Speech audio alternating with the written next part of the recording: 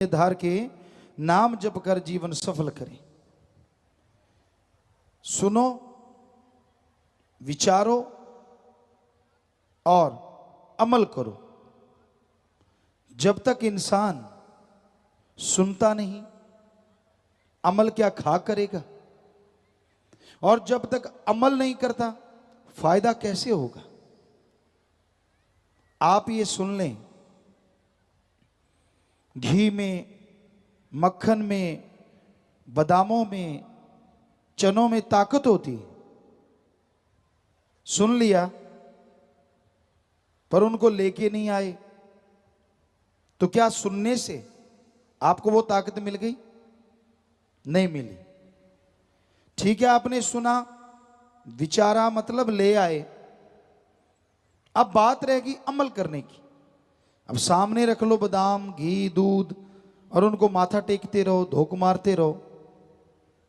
क्या आपके शरीर में ताकत आ जाएगी? क्या आपके शरीर को शक्ति मिलेगी? नहीं मिलती। क्योंकि अमल जब तक खाते नहीं, मानते नहीं, तो कैसे फायदा होगा? अब उसे खा लेंगे, स्वाद का भी पता चलता है और ताकत भी आ जाती है। तो उसी तरह सत्संग है, सुनो, विचारो और अमल करो। मान लो, जब तक मानोगे नहीं, कैसे उसका पूर्ण फल आपको मिलेगा? कैसे पूर्णतः आप मालिक की कृपा दृष्टि के काबिल बनेंगे?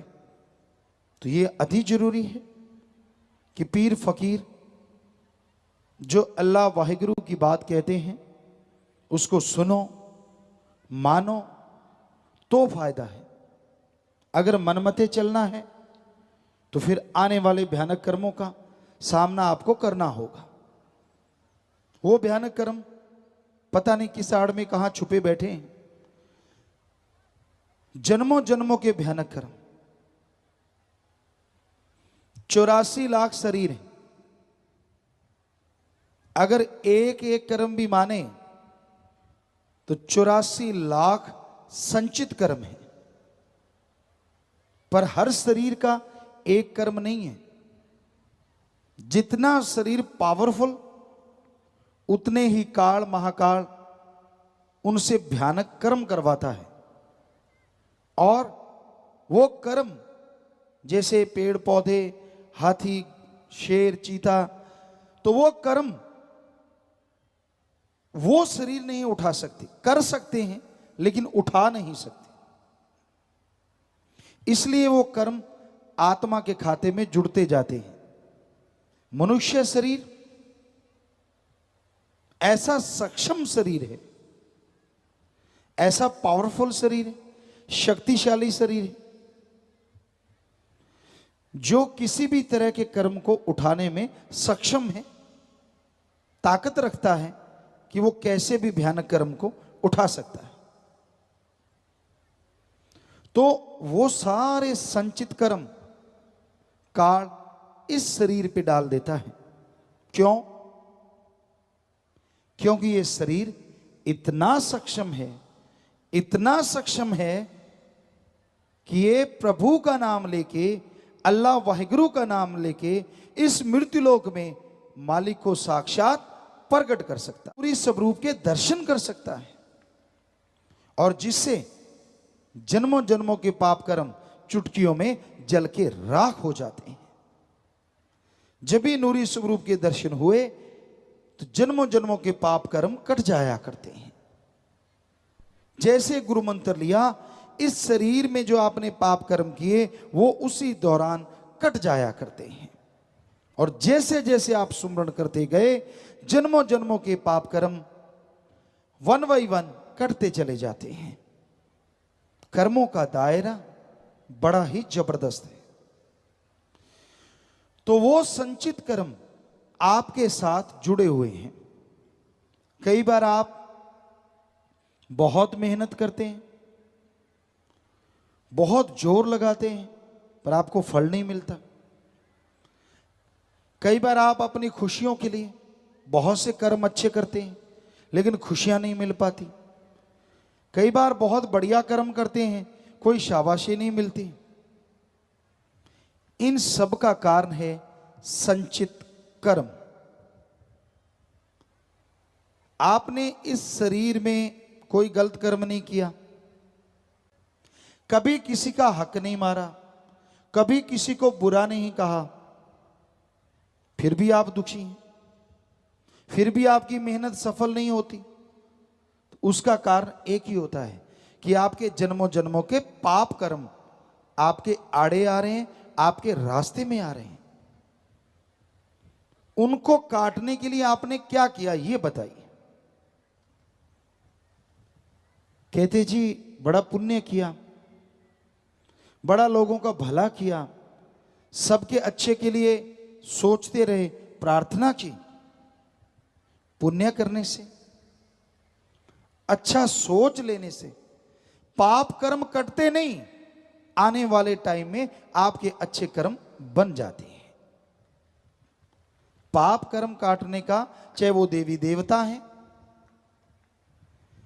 देव महादेव हैं या इंसान हैं, एकमात्र उपाय प्रभु का सुमरन है, अल्लाह की इबादत, वाहिगुरु की याद है।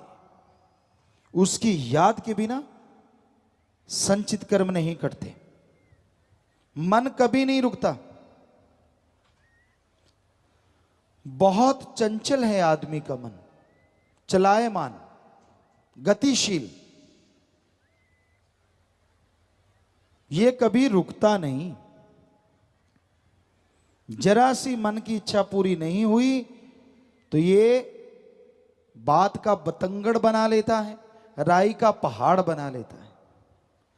कब ये आसमान में चला जाए कुछ पता नहीं, और कब पताल में घुसा दे कुछ पता नहीं। बहुत लोग अपने जीवन बर्बाद कर लेते हैं मन के पीछे चल के। मैं ये बनूंगा, मैं वो बनूंगा, मन सब्ज बाग दिखाता है। एक सत्संगी की बात उदाहरण के तौर पे आपको सुनाते हैं। कहता गुरुजी मैं जब इंडिया में रहता था यूं लगता था फॉरेन में जाके तो मैं उड़ने लगूंगा।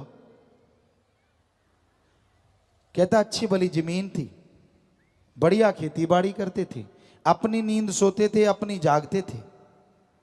कहता ना जी घेर अड़ गया, जाऊंगा ही जाऊंगा, पता नहीं मैं क्या कर दूंगा जाके, होता है मन में। कहता गुरुजी मेरा नाम मत बताना। किया क्या, वहां गया और लोगों की टट्टियां साफ करता हूं, सीवरेज। नौकरी नहीं मिली, वहां कोई नौकर नहीं मिलता, खुद खाना बनाता या लेना कहीं से खरीद के खाना, फ्रिजों में 7-7 दिन का बासा खाना खाना। कहता ये नियति सी बन गई है। कहता फिर याद आती है वो खुली आबो हवा, वो आजादी, सब कुछ छिन गया। तो ये मन के कारनामे हैं। एक पुराने टाइम में गाना आया करता था, ना जा बर मैनू लेक जाणगे नाले। कि ये जो कर्म है ना ये साथ ही जाते हैं, यहां मर्जी घूमते रहो। ये नहीं है कि वहां आपके लिए आओ जी बेड पे बैठो जी, स्प्रिंग लगे हुए हैं आपकी मसाज करते हैं आ जाओ, ऐसा नहीं है। यहां तो फिर भी माँ बाप का साया, अपनापन होता है। जब आदमी ज्यादा ही करता है तो कई बार वहां हार्ड वर्क करने पड़ते हैं, छक्के छूट जाते हैं, ना इधर आने का ना उधर रहने का। ऐसा लोगों ने बताया। हम तो मन की एक छोटी सी बात बताते हैं, इसको कुछ भी मिल जाए ये शांत नहीं होता। कितनी खुशियां मिल जाएं, कितना नाम मिल जाए ना आए ना जी, इसके तो यहां अब खेतों में से आए हैं तो बात ख्याल में आ गई। कई बार पानी लगाते और पानी लगाते लगाते फावड़ा हिलने लगता। कहते यार इसके फाना ठोक दे गिल्ला करके। वो अच्छी तरह से एक दूसरे से फावड़ा लेके फाना ठोक देते, या कहीं ईंट पड़ी होती उससे ठोक देते। अब गिल्ला फाना एक बार चला गया फिर निकलता नहीं था, क्योंकि फूल जाता था। वैसे मन का फाना है, जब ये अड़ जाता है ना फिर फूलता है और फिर निकलता नहीं, आदमी को बर्बाद करके छोड़ता है। तो मन के कहे चलो मत कोई, गुरु कहे करो तुम सोई। ये भवजल में गोते खिलवावे, ये गुरु से बेमुख करवावे। ऐसा है मन, इसके कहने से ना चलो, ये गुरु से बेमुख दूर करवा देता है। भवसल में, दुनियादारी में बुरा हाल करवा देता है। मन बड़ी जालिम ताकत है, बहुत ही जालिम ताकत। मन पे एक बात ख्याल में आई, एक बुजुर्ग औरत थी, आपको कई बार बात सुनाई। उसने घर में 2 पालतू जीव रख रखे थे, एक बकरा और एक बंदर। बंदर आपको पता है चंचल होता है, वो टिकता नहीं, एक जगह बैठता नहीं, कूदता फांदता भागता दौड़ता रहता है। तो औरत एक दिन सब्जियां काट रही थी, कुछ फ्रूट वगैरह खा रही थी। अचानक ख्याल आया कि मेहमान आएंगे, कुछ सामान बाजार से ले आऊं। थोड़ा बादल थे, थोड़ा बरसात का मौसम तो नहीं था, लेकिन उसने सारा सामान वहीं छोड़ दिया। निगाह मारी, बकरा भी बंधा हुआ है, बंदर भी बंधा हुआ है। वो चली गई सामान लाने। अब जब सामान लेके वापस आई तो क्या देखती है, बकरा खुला हुआ है, सारा सामान सब्जियां फ्रूट चट कर रखा है। अब बुढ़िया को गुस्सा आ गया, उसने डंडा उठाया, आप देखा ना ताप, बकरे के दे दनादन दे दनादन। अब बंदर छलांगे मार रहा है, तालियां मार रहा है जोर जोर से। अब ऊपर से एक आदमी काफी देर से बैठा हुआ था, वो कहने लगा, चाची ताई ये क्या कर रही हो?